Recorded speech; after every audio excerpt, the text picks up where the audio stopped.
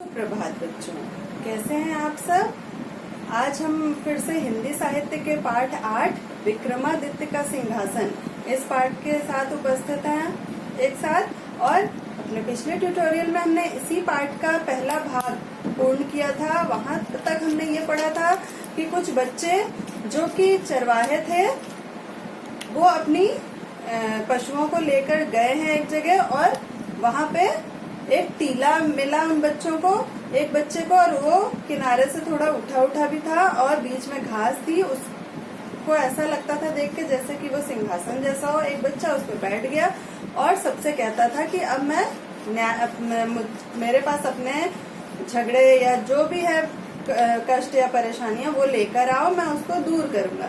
इस प्रकार वो खेल खेल में ऐसे ही करते थे। लेकिन वो बच्चा जो टीले पर बैठता था, जैसे ही वो उस टीले पर बैठता था उसकी मुद्रा शांत और गंभीर हो जाती थी। जैसे कि वो पहले खेलता था बच्चों के साथ वैसा नहीं दिखता था, बिल्कुल अलग प्रतीत होता था। इस प्रकार बच्चे आपस में एक खेल खेलते थे झगड़ा करने का और झगड़े को सुलटाने का, कि उनको कैसे न्याय मिले, और वो बिल्कुल सही न्याय भी करता था। तो हमने यहाँ, और उसके बाद जब वो बच्चा उस सिंहासन से उतरता था कि शाम हो गई, अब अपने पशु घर ले जाने हैं, जैसे ही वो सिंहासन से उतरता था वो वापस पुराने अपने दोस्तों के जैसा ही हो जाता था। तो हमने यहाँ तक पढ़ा था। इसके आगे अब क्या कहानी है उस जगह की, उस टीले की, ये अपनी पुस्तक से हम पढ़ेंगे। भाग 2 हम शुरू करते हैं अपना। तो चलिए भाग 2 शुरू करते हैं।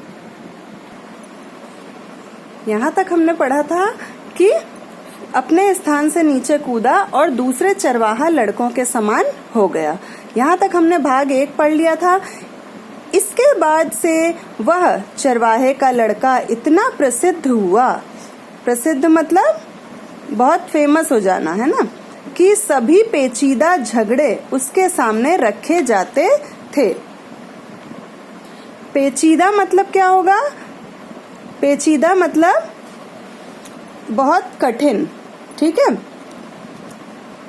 और बार बार वैसा ही होता था। कैसा होता था? जैसे ही वो सिंहासन पर मतलब उस टीले पर बैठता था वो शांत और गंभीर हो जाता था और बिल्कुल सही न्याय करता था झगड़ों का, और जैसे ही उतरता था तो वो वापस और दूसरे चरवाहा लड़कों के समान हो जाता था।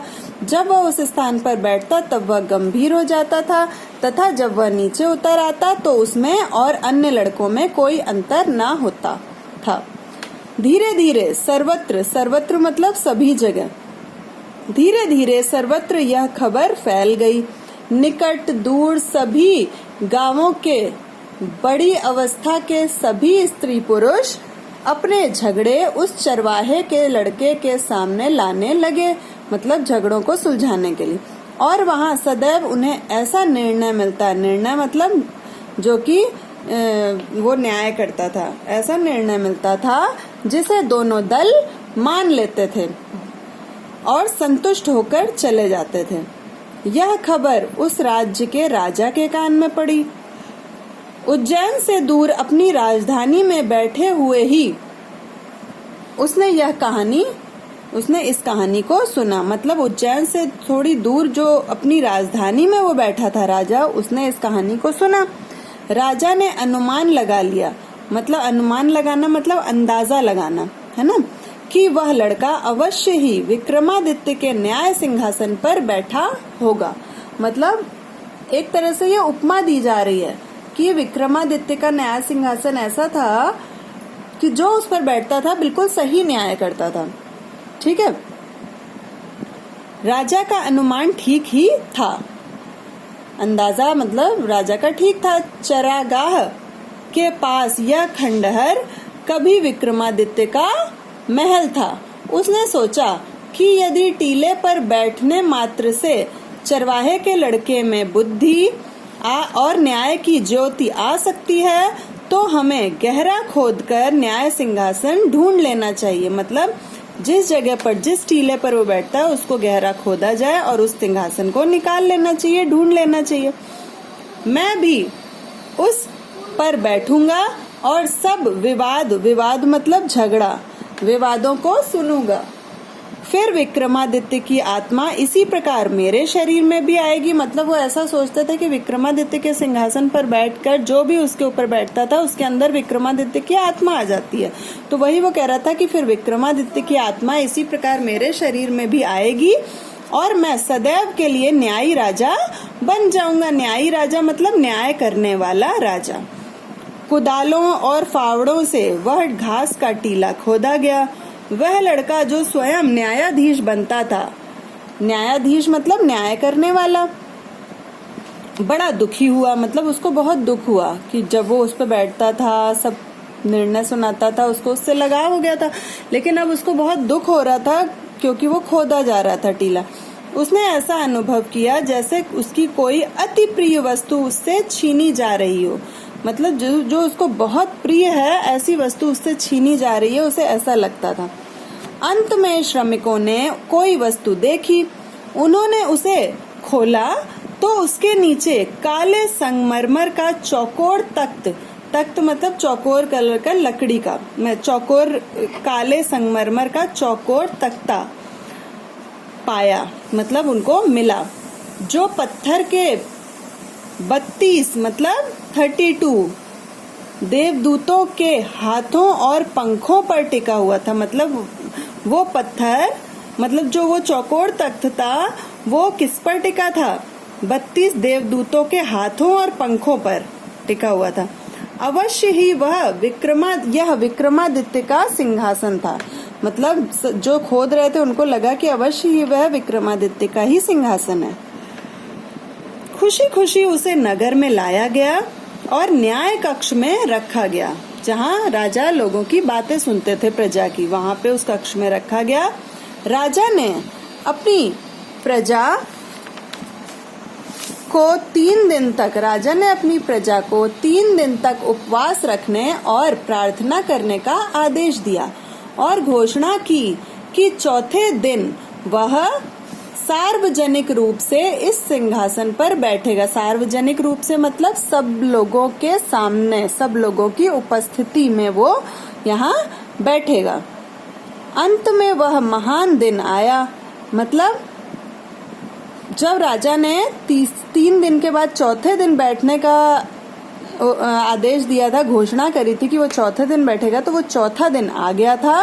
राजा को अपना सिंहासन ग्रहण करते हुए देखने के लिए भारी भीड़ जमा हो गई। इस बड़े कक्ष से होते हुए राजा के साथ राज्य के पुरोहित तथा न्यायाधीश भी आए। जब वे सिंहासन के पास आए तो 2 पंक्तियों में बट गए। मतलब जितने लोग थे वो 2 लाइनों में जाने लगे, बट गए, 2 लाइनों में, अलग अलग लाइनों में बन के जाने लगे। राजा उनके बीच से गुजरे। मतलब 2 तरफ उनकी प्रजा हो गई, पुरोहित, न्यायाधीश, और जो लोग उनके साथ आए थे वो अगल बगल हो गए राजा के, और राजा बीच से उनके गुजरे, मतलब जाने लगे।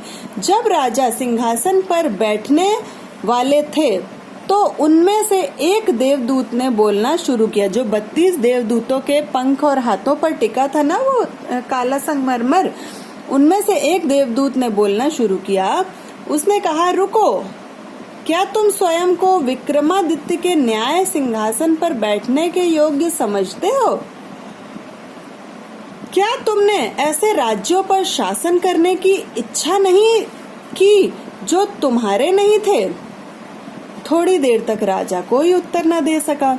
वह जानता था कि उसका जीवन न्यायपूर्ण नहीं था। मतलब उसने सबके साथ न्याय नहीं किया है, ये उसको पता था अपने बारे में। बहुत देर तक चुप रहने के बाद वह बोला, नहीं, मैं इसके योग्य नहीं हूँ। किसके योग्य नहीं हूँ? उस सिंहासन के। देवदूत ने कहा, तो फिर जाओ और 3 दिन तक उपवास और प्रार्थना करो, जिससे कि तुम स्वयं को पवित्र कर सको और सिंहासन पर बैठने योग्य बन सको। ये शब्द कहकर उसने अपने पंख फैलाए और उड़ गया। मतलब पहला देवदूत जो था उसने अपनी बात कही और वहां से वो अपने पंख फैलाकर उड़ गया। राजा ने पुनः व्रत और प्रार्थना करके स्वयं को विक्रमादित्य के न्याय सिंहासन पर बैठने योग्य बनाया। परंतु इस बार भी वैसा ही हुआ। कैसा हुआ? जैसे ही वो बैठने लगा, उनमें से एक देवदूत उठा और उसने कुछ प्रश्न किया। राजा उसका उत्तर ना दे सका। दूसरे पत्थर के देवदूत ने पूछा। अब क्या पूछा दूसरे देवदूत ने कि क्या उसने कभी दूसरों की धन संपत्ति मतलब धन दौलत लेने की नहीं सोची? मतलब क्या उसने ऐसा नहीं किया कभी कि दूसरों की संपत्ति लेने के बारे में उसके दिमाग में ये बात आई हो? राजा ने स्वीकार किया कि उसने ऐसा किया है और इसलिए वह सिंहासन पर बैठने योग्य नहीं है। इस प्रकार जब भी राजा ने सिंहासन पाने की चेष्टा की, चेष्टा मतलब कोशिश, उससे किसी न किसी देवदूत ने प्रश्न पूछे और उसे हटना पड़ा। ऐसा तब तक चलता रहा जब तक उस पत्थर को पकड़े केवल एक देवदूत रह गया। मतलब 32 देवदूत थे, 31 बार ऐसा ही हुआ। अब कितने बचे देवदूत? एक देवदूत बचा रह गया। राजा बड़े आत्मविश्वास के साथ सिंहासन के पास गया, क्योंकि उसे लग रहा था कि उस दिन उसे अवश्य ही अपना स्थान ग्रहण करने की अनुमति मिल जाएगी। मतलब अब तो उसे पक्का विश्वास था कि अब वो इस सिंहासन पर बैठ सकता है। परंतु जैसे ही वह सिंहासन के पास पहुंचा, अंतिम देवदूत बोला, ए राजा, क्या तुम्हारा हृदय बच्चे के समान बिल्कुल शुद्ध है? मतलब जो बच्चा उस टीले पर बैठता था उसके समान क्या तुम्हारा हृदय भी साफ है बिल्कुल? यदि ऐसा है तो तुम वास्तव में सिंहासन पर बैठने योग्य हो। अगर तुम्हारा मन भी एक बच्चे के समान साफ है, जो बच्चा उस टीले पर बैठता था, तो तुम जरूर इस सिंहासन पर बैठने योग्य हो। राजा ने बहुत धीरे से कहा, नहीं नहीं, मैं इस योग्य नहीं हूँ। यह सुनते ही देवदूत उस सिंहासन को अपने सिर पर रखकर आकाश में उड़ गया।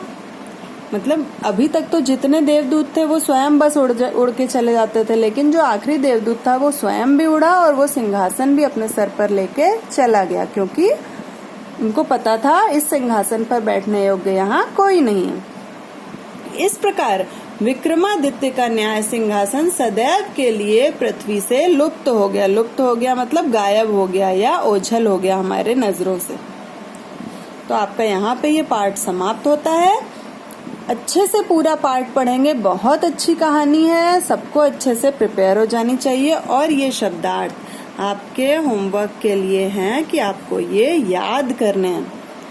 अपने अगले ट्यूटोरियल में हम अपने प्रश्नोत्तर जो भी अभ्यास कार्य है वो सब करेंगे। तब तक के लिए सब अपना ध्यान रखेंगे, पढ़ते रहेंगे और याद भी करेंगे। धन्यवाद।